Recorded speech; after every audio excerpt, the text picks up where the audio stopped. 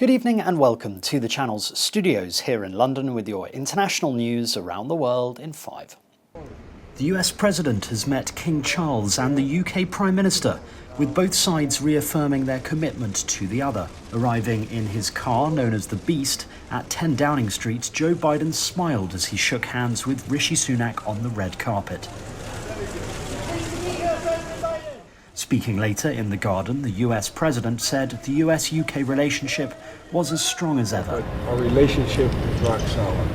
Meanwhile, Mr. Sunak said the two had a lot to talk about. Welcome. It's great to have you here, back in Downing Street. I think you've been here a few times before, I know, but your first time as President, so we're very privileged and fortunate to have you here. Thanks for coming. Great for us to carry on our conversations.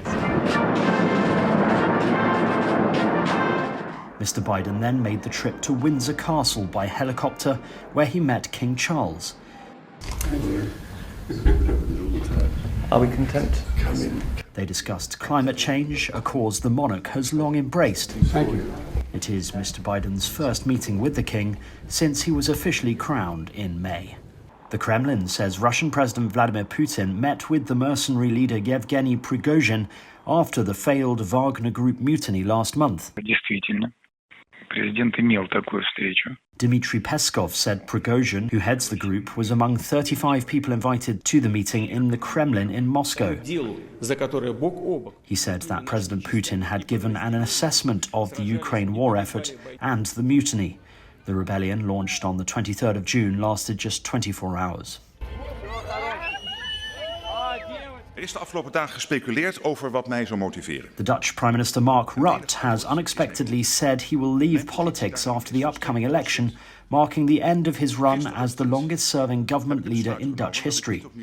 Rutte made his announcement 3 days after he abruptly handed in the resignation of his fourth coalition administration, which had failed to agree on stricter immigration policies.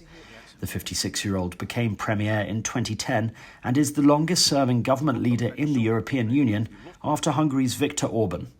He will stay on as leader of a caretaker government until a new administration is formed.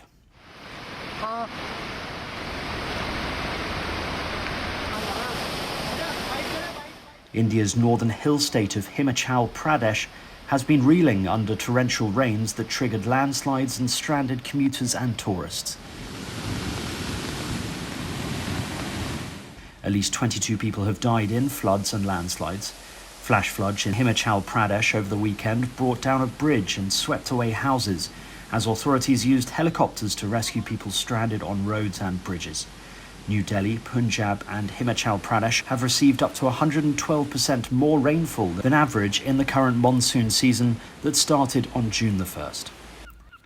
The World Meteorological Organization says Antarctic sea ice levels have reached record lows, a worrying development that experts say coincided with exceptionally high global sea surface temperatures.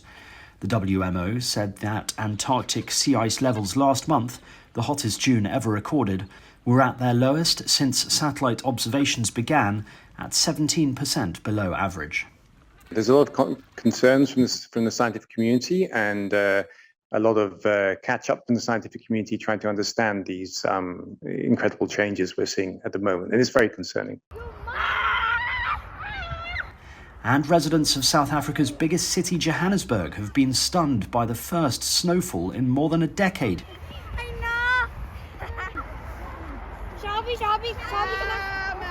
With some children seeing snow for the very first time. While some parts of South Africa regularly experience snowy winters, Johannesburg last saw snow in August 2012. The South African Weather Service has issued warnings because of the cold that has struck Gauteng province that contains Johannesburg and the capital, Pretoria. Maybe do things we used to see in cartoons, making snow angels and whatnot. As you can see, the snow is something that doesn't happen like each and every time. It's just amazing. The weather looks beautiful, you know.